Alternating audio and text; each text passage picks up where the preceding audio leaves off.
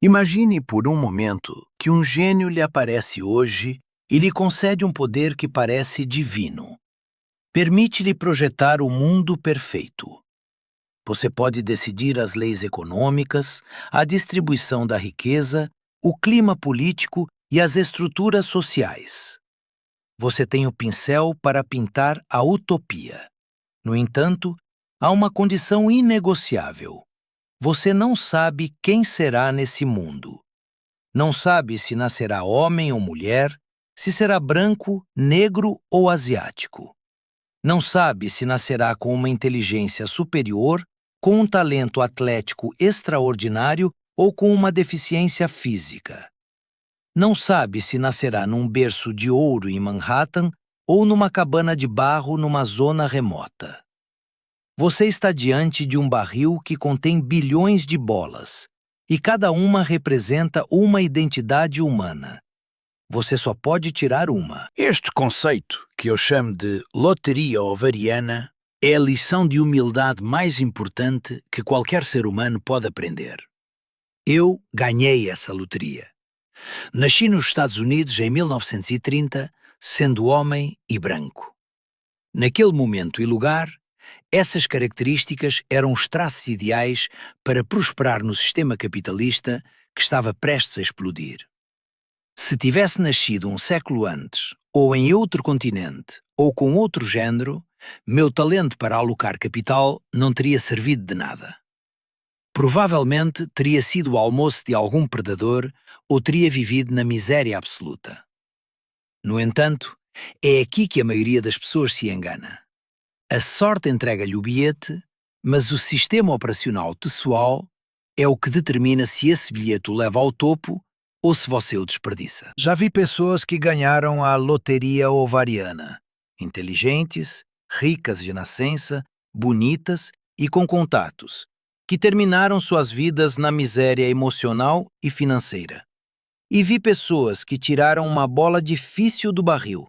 Pessoas de origens extremamente humildes, que construíram impérios e vidas cheias de propósito.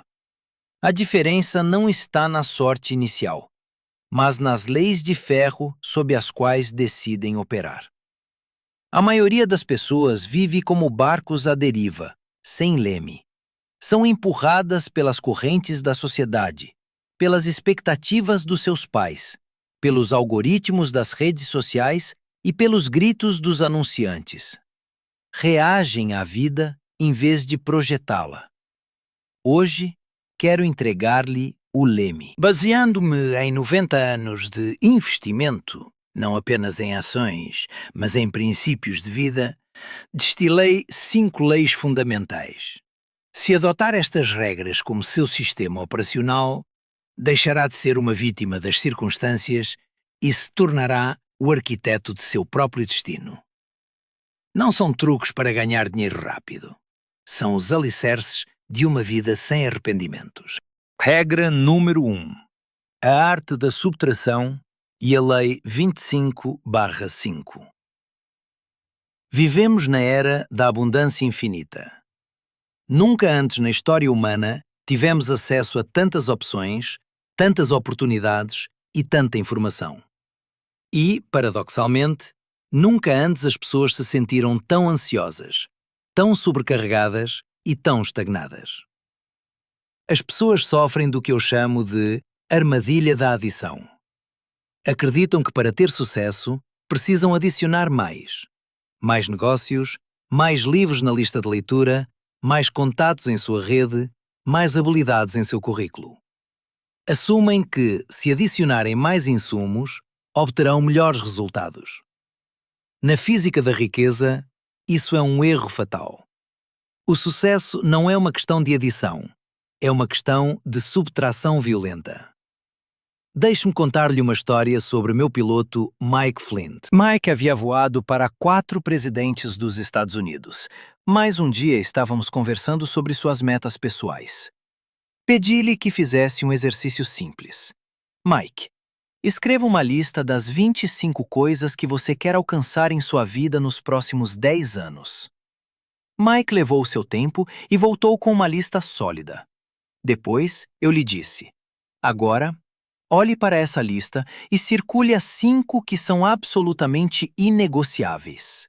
As 5 que, se as alcançar, fariam com que a sua vida fosse um sucesso total, mesmo que falhe em todas as outras. Mike o fez. Ele tinha a sua lista A, as 5 principais, e a sua lista B, as outras 20. Então, fiz-lhe a pergunta capciosa. Mike, o que você vai fazer com as 20 coisas da lista B? Mike, sendo uma pessoa ambiciosa e trabalhadora, respondeu: Bem, Warren, vou focar-me principalmente nas 5 da lista A. Mas no meu tempo livre, quando tiver energia extra, irei riscando as da lista B. Elas também são metas importantes.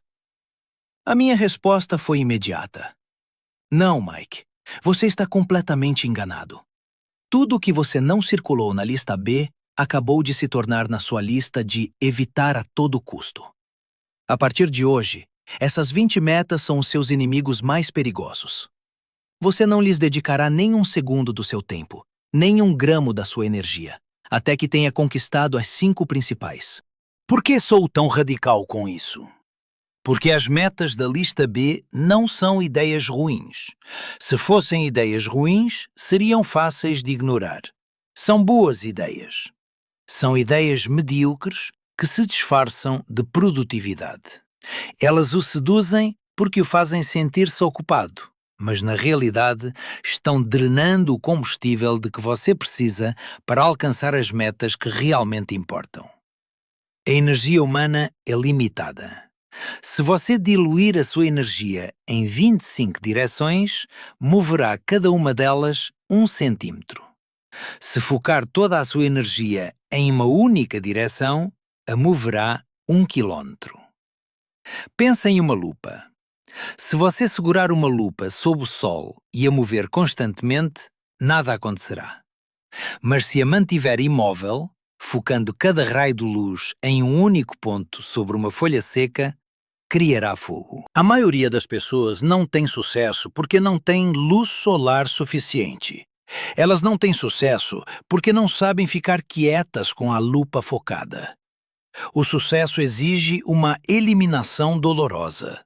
Significa dizer não a oportunidades que lhe dariam dinheiro hoje para poder dizer sim à oportunidade que lhe dará liberdade amanhã.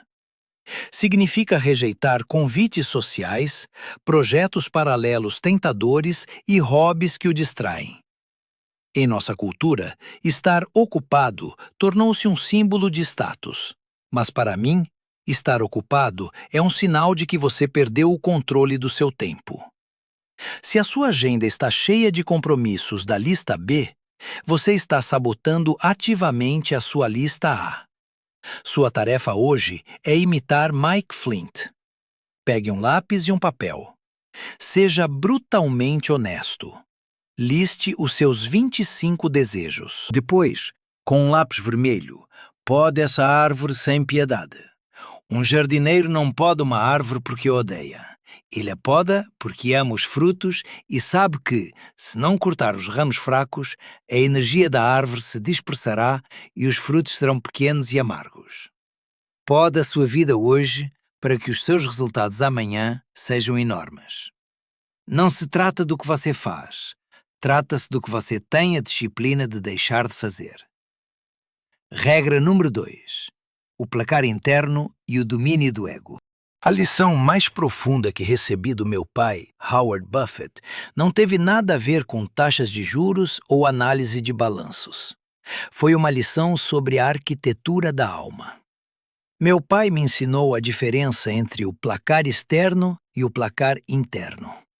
É essa distinção que separa os homens livres dos escravos modernos. 99% das pessoas vivem a sua vida sob os ditames do placar externo.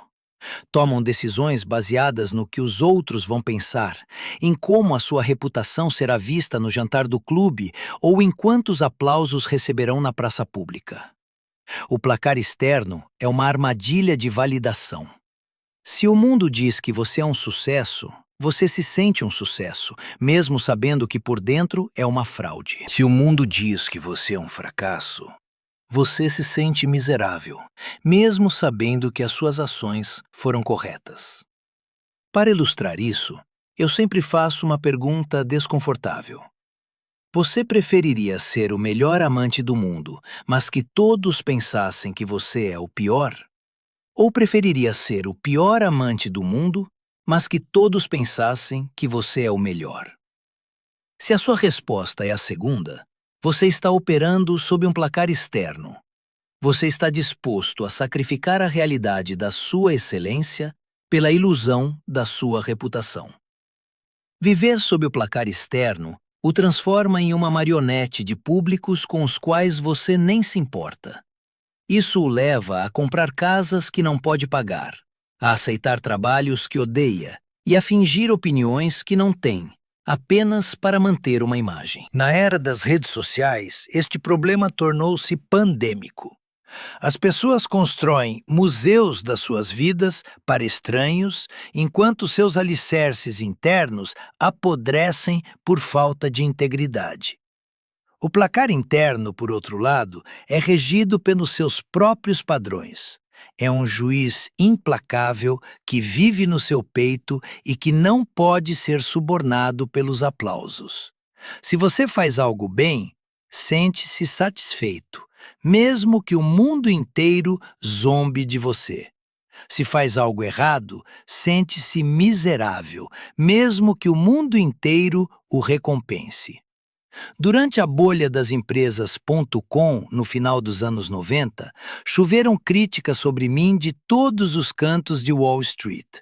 Diziam que Warren Buffett estava acabado, que a tecnologia me havia atropelado, que eu era um velho que não entendia o novo mundo. O meu placar externo estava em baixas históricas, mas o meu placar interno estava tranquilo. A minha matemática dizia que essas empresas não valiam nada porque não geravam dinheiro. Segui o meu padrão, não o da multidão. Quando a bolha estourou, o placar externo finalmente se alinhou com a realidade interna. Mas eu não teria mudado nada se isso não tivesse acontecido. Construir um placar interno exige um desapego quase monástico da opinião alheia. Exige a capacidade de tolerar que o chamem de tolo, chato ou antiquado. Sua tarefa é construir os seus próprios padrões de sucesso. Antes de tomar qualquer decisão importante, pergunte a si mesmo: eu faria isso se ninguém nunca ficasse sabendo? Se a resposta for não, então você está fazendo isso pelas razões erradas. A verdadeira liberdade não é ter muito dinheiro. A verdadeira liberdade é não ter que mentir a si mesmo para se sentir bem. Regra número 3. O círculo de competência e a geografia do conhecimento. Na minha mesa, tenho 3 caixas de entrada. Uma diz entrada, outra diz saída e a terceira, a maior de todas, diz difícil demais. A maioria das pessoas fracassa na vida porque tenta ser especialista em tudo. A escola nos condicionou a sentir vergonha se dissermos eu não sei. Ensinaram-nos que o conhecimento generalista é uma virtude. No mundo real do capital e da vida, essa crença é uma receita para o desastre. O conceito do círculo de competência é simples. O que importa não é o tamanho do seu círculo, mas sim quão bem definidos estão os seus limites. Você não precisa ser um especialista em física quântica, inteligência artificial, mercados emergentes e biotecnologia para ser rico ou ter sucesso. Só precisa ser um profundo especialista em uma ou 2 áreas. Tom Watson, o fundador da IBM, resumiu isso perfeitamente. Eu não sou um gênio, mas sou inteligente em certos pontos e permaneço perto desses pontos. Imagine o seu círculo de competência como o seu território de caça. Dentro do círculo, você é um predador alfa. Você conhece cada canto, cada risco e cada oportunidade. Você tem uma vantagem injusta sobre os outros. Mas assim que coloca um pé fora do círculo, você se torna a presa. Fora do círculo, você está competindo contra pessoas que sabem mais do que você e que o devorarão vivo. O problema é o ego. O ego sussurra-nos que, como temos sucesso numa área, devemos ser especialistas em todas. Vemos médicos brilhantes perderem as suas economias em negócios de restaurantes que não compreendem. Vemos engenheiros a fracassar no mercado imobiliário porque acreditam que a matemática é igual em todo lado. A cegueira da competência é o que enche a minha caixa de difícil demais. Ted Williams, um dos melhores rebatedores da história do beisebol, escreveu um livro intitulado A Ciência do Rebatimento. Nele, mostrava uma imagem da zona de strike dividida em 77 células, cada uma do tamanho de uma bola de beisebol.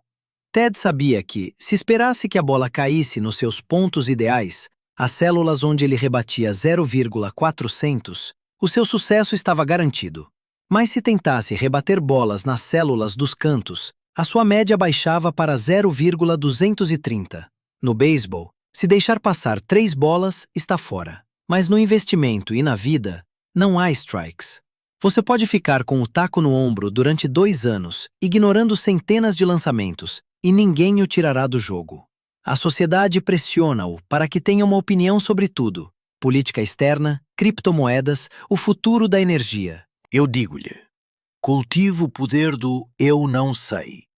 Não apostar fora do seu círculo é um superpoder. Sua tarefa é desenhar um círculo ao redor das coisas que você genuinamente entende, aquelas nas quais você pode prever o resultado com 90% de certeza. Prometa a si mesmo que nunca, sob nenhuma circunstância, colocará o seu capital ou a sua reputação em jogo fora desse perímetro. A diferença entre o sucesso e o fracasso é saber onde termina o seu talento. Regra número 4. A cidadela da reputação e o teste do jornal. Quando contrato alguém para gerir os meus negócios, procuro 3 qualidades fundamentais: integridade, inteligência e energia. Mas acrescento sempre uma advertência vital: se eles não tiverem a primeira, as outras 2 irão matá-lo. Se você contrata alguém inteligente, com muita energia, mas sem integridade, o que tem é um ladrão eficiente que trabalhará 24 horas por dia para roubá-lo. A reputação não é apenas um ativo social, é um fosso econômico. Vivemos num mundo que se tornou transparente. Já não existem segredos a longo prazo.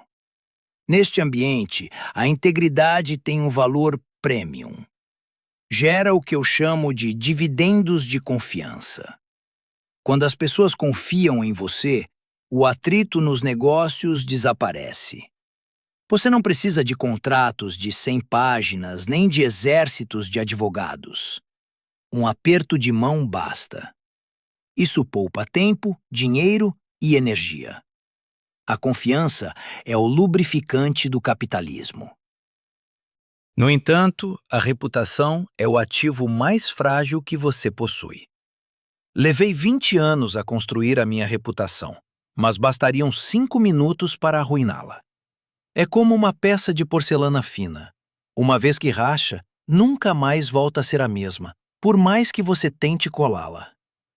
Para proteger a sua cidadela da reputação, utilizo uma ferramenta mental que chamo de o teste do jornal. É muito simples. Antes de tomar qualquer decisão, imagine que no dia seguinte a notícia aparece na primeira página do jornal da sua cidade. Imagine que o artigo é escrito por um jornalista inteligente, crítico e persistente. E imagine que o jornal será lido pelo seu cônjuge, seus filhos, seus pais e seus vizinhos.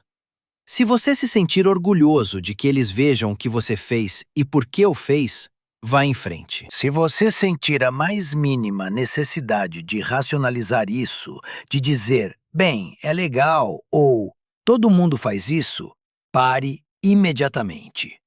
A legalidade é o padrão mínimo, não o objetivo. Já vi muitas pessoas arruinarem as suas vidas fazendo coisas que eram técnica e legalmente aceitáveis, mas moralmente indefensáveis. As multidões costumam aprovar comportamentos medíocres, mas o seu placar interno não deveria permiti-lo. A integridade não é algo que você faz para os outros, é algo que você faz por si mesmo para poder dormir à noite. Sua tarefa hoje é realizar uma auditoria na sua vida. Procure as rachaduras na sua porcelana. Existem segredos que o envergonhariam se viessem a público? Existem compromissos que você quebrou? Limpe a sua cidadela. Peça desculpas se for necessário, retifique os seus erros e, a partir de agora, opere à luz do sol. Uma vida íntegra não só lhe dá paz de espírito, dá-lhe a liberdade de não ter que recordar as mentiras que contou. A longo prazo, a honestidade é um investimento que paga os melhores juros. Regra número 5. O jogo longo e a tirania dos juros compostos. Albert Einstein chamou aos juros compostos a oitava maravilha do mundo. Ele disse que aquele que os entende, os ganha, aquele que não, os paga. A maioria das pessoas associa os juros compostos exclusivamente às contas de poupança ou aos dividendos das ações. Mas essa é uma visão limitada e pobre. Os juros compostos são a lei fundamental da vida. Aplicam-se ao seu conhecimento, às suas relações, à sua saúde e ao seu caráter. A fórmula da riqueza é enganosamente simples. É o resultado do seu capital inicial multiplicado pela sua taxa de habilidade elevada à potência do tempo. Note que o tempo não é um multiplicador, é um expoente. Isso significa que os resultados não crescem de forma linear, mas de forma explosiva, mas apenas depois de um período prolongado de espera. A minha própria vida é um testemunho dessa progressão geométrica. 99% da minha riqueza atual foi gerada depois que fiz 50 anos. Se eu tivesse me aposentado aos 60, como faz a maioria das pessoas, hoje ninguém saberia quem é Warren Buffett. Não sou mais inteligente agora do que aos 20. Simplesmente deixei que o expoente trabalhasse por mais tempo. A riqueza não é um resultado de grandes saltos, mas de não interromper o processo desnecessariamente. Imagine uma bola de neve no topo de uma colina. Para que ela se transforme numa avalanche massiva, você precisa de duas coisas: neve úmida e uma colina muito, muito longa. A neve úmida é o seu capital, as suas habilidades e os seus hábitos. A colina longa é o tempo. A maioria das pessoas fracassa porque tenta construir a sua bola de neve em colinas curtas. Mudam de carreira a cada 3 anos, mudam de estratégia de investimento a cada 6 meses e abandonam os seus hábitos assim que deixam de ser novidade. Cada vez que você reinicia, volta ao topo da colina e perde o impulso acumulado. O maior inimigo dos juros compostos é a impaciência. Vivemos numa cultura viciada na gratificação instantânea. Queremos o corpo de atleta em 30 dias, a fortuna num ano e a maestria num fim de semana. Mas a natureza não opera assim. Os juros compostos são chatos durante 90% do tempo. São uma linha plana que parece não ir a lugar nenhum. É nessa zona de desilusão que a maioria das pessoas desiste. Rendem-se mesmo antes de a curva começar a subir verticalmente para o céu. A consistência sempre derrota a intensidade. Ler 20 páginas por dia parece insignificante, mas são 30 livros por ano e 300 livros numa década. Essa acumulação de conhecimento dá-lhe uma vantagem competitiva que ninguém pode comprar com um curso intensivo de uma semana. O mesmo acontece com as suas relações. A confiança compõe-se com pequenos atos de integridade repetidos durante 20 anos. Sua tarefa é identificar quais áreas da sua vida estão operando sob juros compostos positivos e quais sob negativos. Suas dívidas, seus maus hábitos alimentares e sua procrastinação também se compõem, mas rumo ao abismo. Escolha um hábito positivo.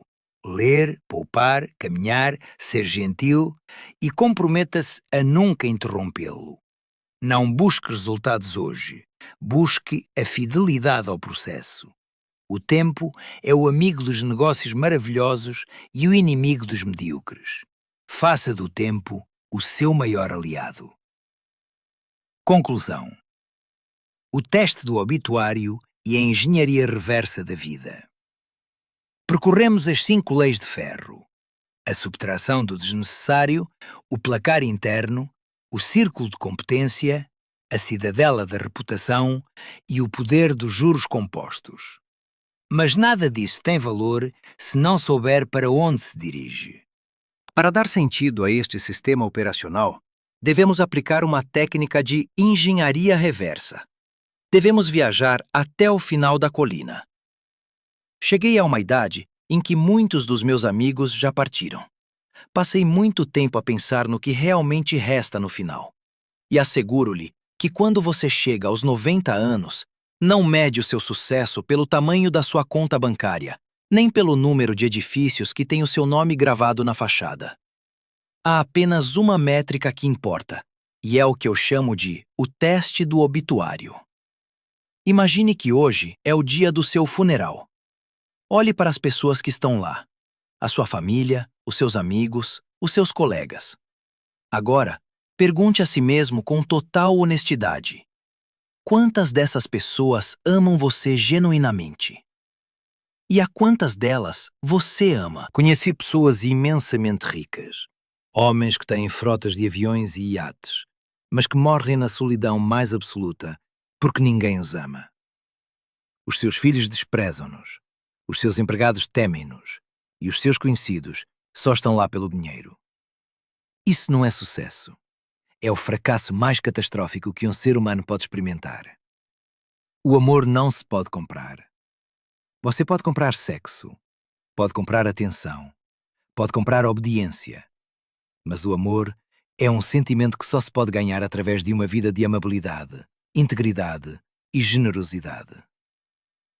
O teste do obituário consiste em viver a sua vida hoje de tal forma que, quando chegar ao fim, as pessoas que você quer que o amem, realmente o amem.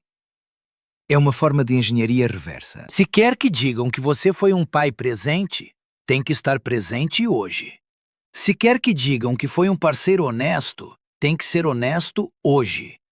Se quer que digam que você foi uma pessoa que deixou o mundo melhor do que o encontrou, tem que começar a plantar árvores hoje.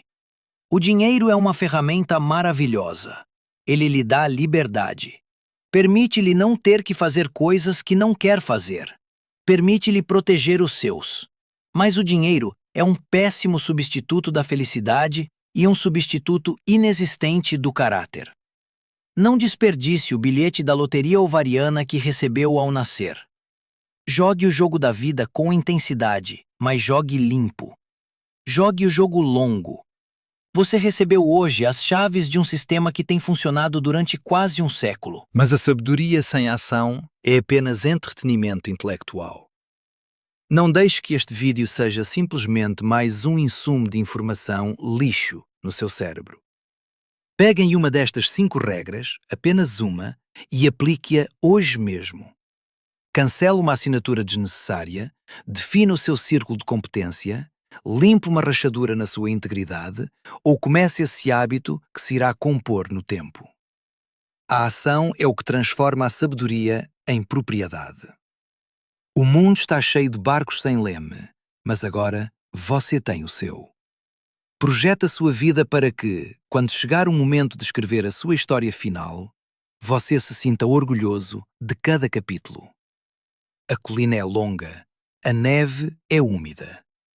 Comece a rolar a sua bola de neve agora mesmo. Eu sou o Warren Buffett e espero que você construa uma vida que vale a pena ser lembrada. Obrigado por ouvir.